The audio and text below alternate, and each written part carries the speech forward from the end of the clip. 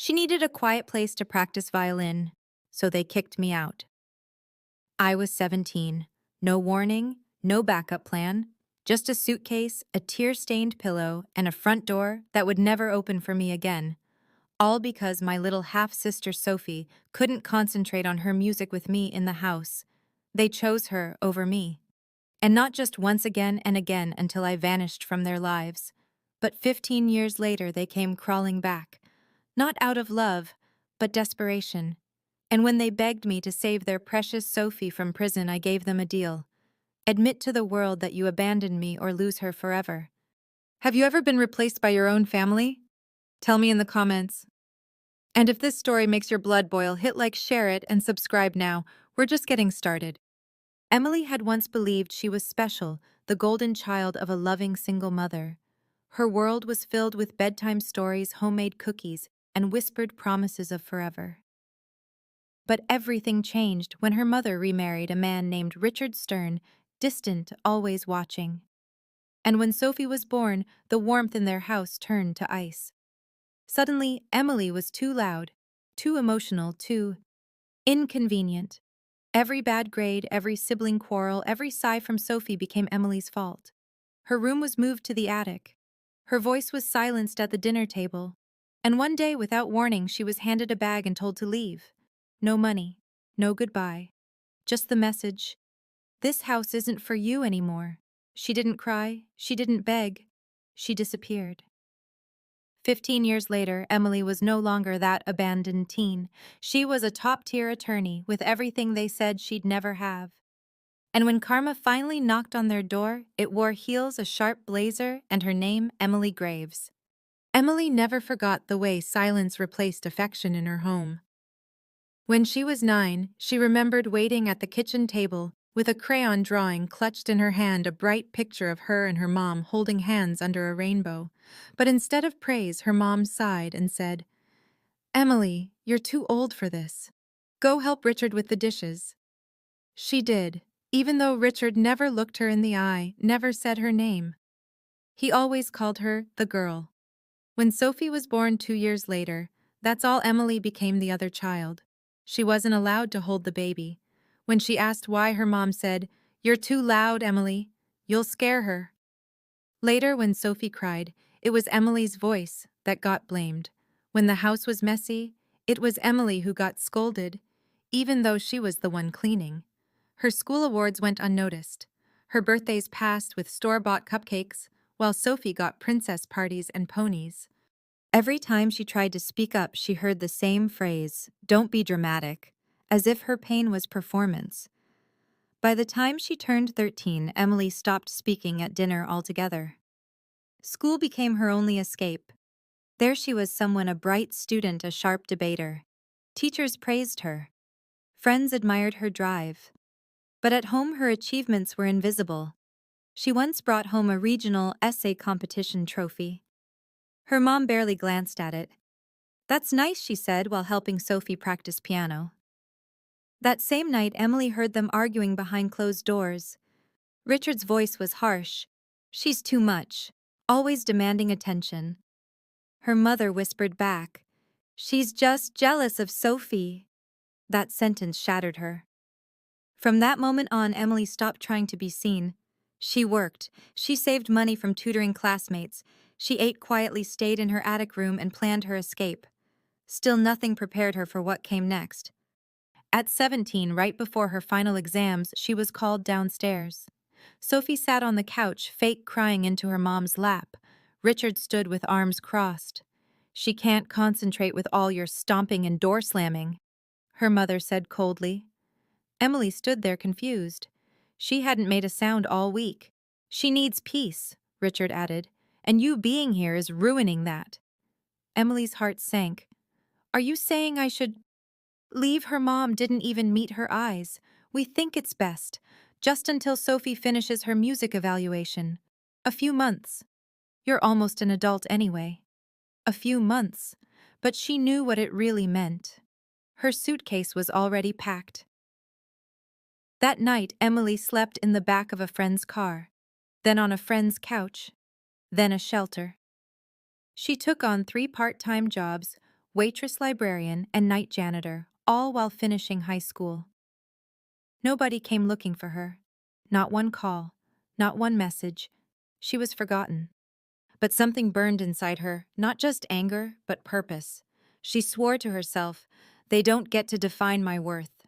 Emily clawed her way into a local community college. She worked through every holiday, skipped vacations, studied between shifts. Eventually, she transferred to a state university full scholarship, then law school. She graduated top of her class. Every time someone told her she wasn't fit for success, she smiled politely and proved them wrong. She didn't chase her parents' approval. She didn't need it. But late at night, when the world quieted, a question haunted her. Why wasn't I enough? Over the years, Emily saw glimpses of her family through social media filtered smiles. Family vacations, Sophie's recitals, award photos with captions like, "Proud of our little star." Not once was Emily mentioned. It was like she'd never existed. Until one Tuesday morning, sitting in her firm's glass office, she got an email from a name she hadn't seen in 15 years. Linda Graves. Subject urgent. Please call. At first she laughed, then she opened it. The words made her pause. Sophie is in trouble. Legal trouble. We need help. You're the only one who might understand how to fix this. Please, call us. The audacity nearly made her sick. They didn't care when she was homeless, hungry, invisible. But now that their little star had crashed, suddenly she mattered. Emily closed the email. She stared out the window. She should have ignored it, but something inside her, the little girl still clutching that crayon drawing, whispered, "Make them see you now." Emily didn't respond to the email right away. She waited. 1 day, then 3, a week. But it came again, a new message, this time from her father. Emily, I know we don't deserve anything from you, but Sophie's in real trouble. She's facing prison time. You're the only lawyer we know. Please. We're begging you. Begging. The same people who once called her a burden were now pleading for her help. She could have ignored it, and maybe she would have if not for what came next. Her secretary knocked gently on her office door. "You have a walk-in. Says she's your mother." Emily's blood went cold. She stood up composed and stepped into the lobby. And there she was. Linda Graves, the woman who once handed her a suitcase and turned her back. Now she looked 10 years older than she was. Frail, wrinkled, desperate. "Emily," she whispered, tears already welling. "Please, I didn't know where else to go." Emily didn't move. "You found your way just fine when you told me to leave." Her mother broke down in the lobby of a corporate law firm, sobbing, shaking, the entire office watching. They sat in Emily's glass-walled conference room, a space cold, modern, intimidating. Exactly the atmosphere Emily wanted. Linda explained that Sophie had been accused of embezzling $600,000 from a nonprofit foundation. A white-collar crime, serious and traceable. Sophie was claiming she had no idea it was happening under her name, blaming it on her business partner. "But she didn't hire a lawyer in time," Linda said. "And now she's being indicted. She could go to prison, Emily. She's only 22. Emily folded her hands. "I was 17. Linda's lips trembled. "I know. We were wrong. I was wrong. I should have stood up for you. I just wanted peace in the house." Emily didn't blink. "Peace isn't parenting. It's cowardice." There was a long silence. Then finally Linda whispered, "Will you help us?" Emily leaned forward, voice steady and cold. "Only under one condition. You will testify under oath that you abandoned me, that you chose one daughter and discarded the other." Linda flinched. "Emily, no media management, no soft wording, full admission. In writing, on record." Linda went pale. "That would humiliate us." "I know," Emily said flatly. "That's the point." Emily didn't expect them to agree, but the next day her father called. "We'll do it," he said, barely audible. "We'll say whatever you want. Just, please, help her." And so the documents were drafted. Emily had her parents sign affidavits stating that they neglected and abandoned their eldest daughter. that they prioritized one child while emotionally discarding the other, that their actions resulted in long-term trauma. She attached the statements to Sophie's court petition, framing Emily not as a vindictive sibling, but a reformed daughter extending mercy. It was the ultimate twist, the forsaken child saving the golden one. But Emily wasn't done yet. The case went to pretrial within 3 weeks. Emily represented Sophie pro bono, not out of love, but control. She handled the media, the court filings, the strategy. Her name was in every headline: estranged sister returns to save family's fallen star attorney. Emily Graves defends half-sister in high-profile embezzlement case. The media loved the irony. The abandoned daughter, the prodigal sister. Everyone assumed this was a redemption story, but it wasn't. It was a reckoning. In court, Sophie barely looked at her, but when she did, it wasn't gratitude, it was shame. The courtroom was packed with press the day Linda and Richard took the stand to read their statements aloud. Emily sat still, expression unreadable, as her mother's voice cracked. "We failed our daughter. We let her believe she wasn't enough. And we were wrong." For the first time in her life, Emily saw her mother cry for her, not Sophie. And for the first time, Richard, the man who once only called her the girl, said her name. "Emily, I am sorry." The judge granted Sophie probation and community service, citing extraordinary mitigating factors, including a full confession of familial negligence. Sophie walked out of court a free woman. And Emily? She walked out victorious, not because she saved Sophie, but because she finally made them say it. Made them face it, made them look her in the eye. But fate wasn't done twisting the knife. As she exited the courtroom, Emily was approached by a reporter. "Ms. Graves, what made you decide to take this case?" She paused, then smiled. "Justice. Not for Sophie, not for her parents, for the girl who slept in a friend's car, for the teen who studied by streetlight, for the woman they swore would never make it." That night, Emily received a text from Sophie. "You really did save me. I don't know how to thank you." She typed, then deleted her reply. Then typed again. "Live better than they raised you. That's thanks enough." Emily thought it would feel like closure. She thought that hearing her parents finally admit their betrayal in public under oath would be the end of her pain. But it wasn't. Because closure doesn't come from confessions. It comes from change. And her family hadn't changed. Not really. The next week, as the case faded from headlines and Sophie resumed her curated online life, Emily received a photo in a group email. It was of a family dinner, Sophie at the center smiling, her parents on either side. A caption beneath it read, "So grateful for second chances. Our family is stronger than ever." Emily wasn't mentioned. Not a word. Not a thank you. Not even an acknowledgement. She stared at the photo, her hands shaking with a rage she hadn't felt in years. They were rewriting the narrative again, this time painting themselves as the victims who forgave and Sophie as the phoenix rising.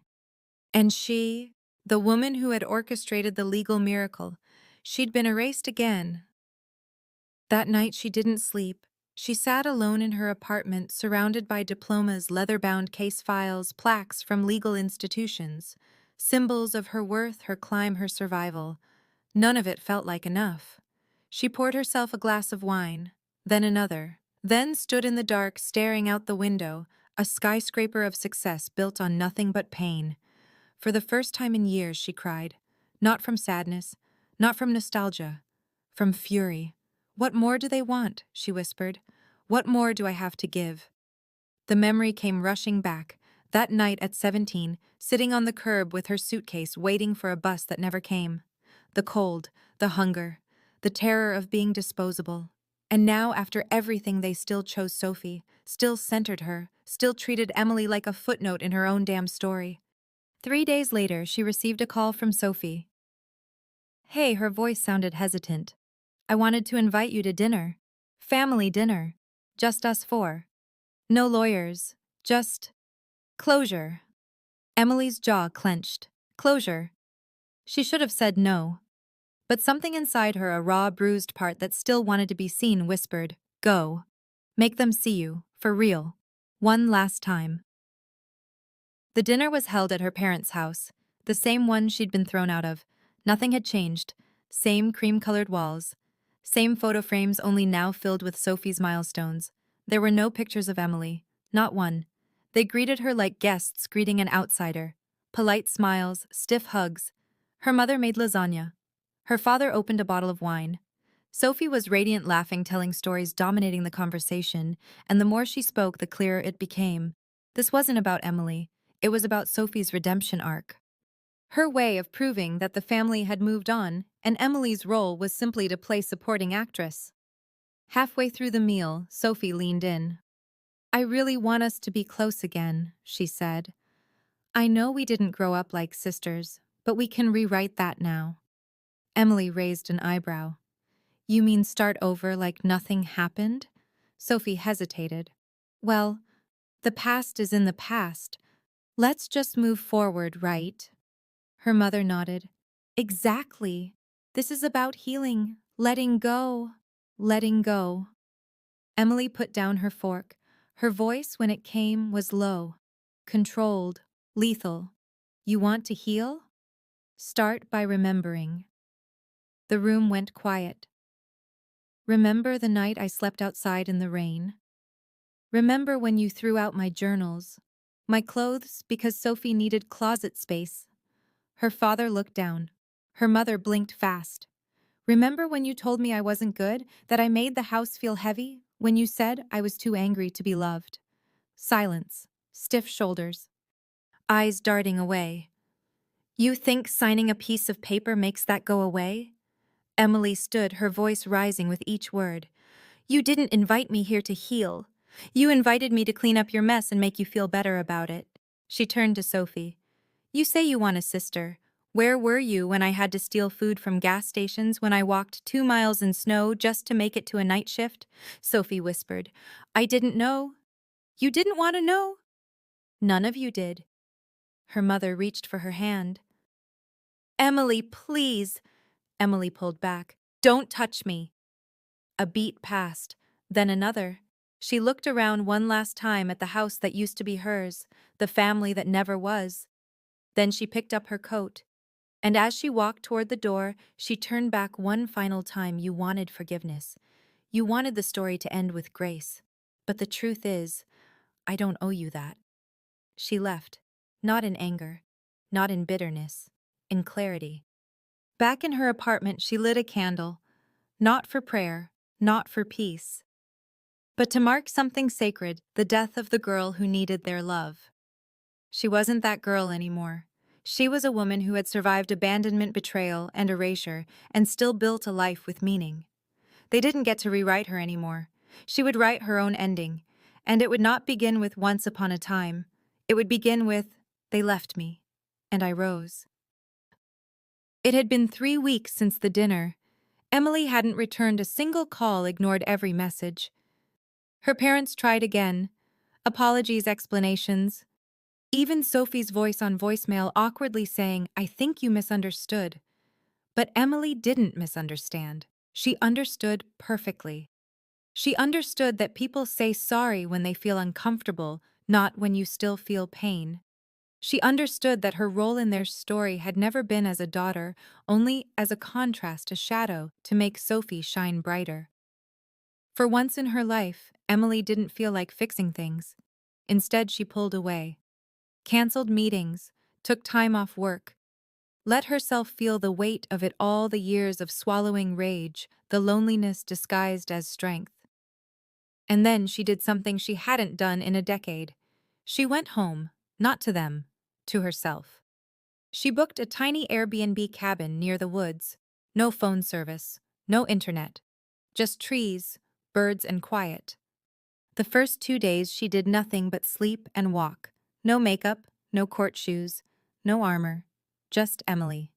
Raw and tired. She read old journal entries she'd saved from her teenage years, ones they hadn't burned. One entry dated a week before she was kicked out. Stopped her cold. "I think if I disappeared, no one would even notice. But maybe that's my superpower. They don't see me coming." She smiled sadly. That girl had no idea just how powerful she'd become. On the third morning, a knock startled her. It was Carla, her old high school teacher, now retired, living just a few miles away. She'd seen on Facebook that Emily was in the area and brought over coffee and muffins. They sat on the porch, the woods humming quietly around them. "You're different," Carla said, sipping slowly, more grounded, but still carrying too much.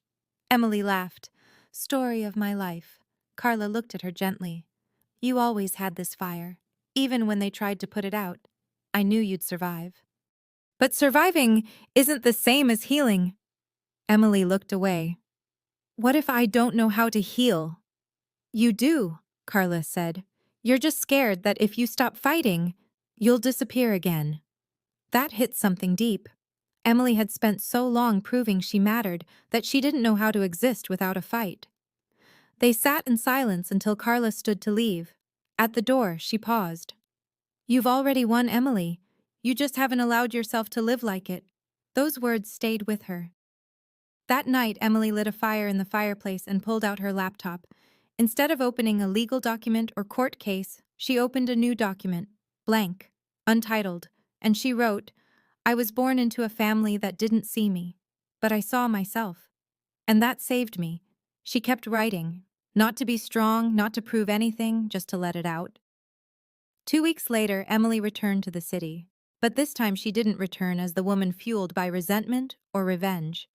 She returned as someone who had outgrown that pain, someone who had finally closed the door on the house that never welcomed her. She changed her phone number. She moved into a new apartment with sunlight and no memories.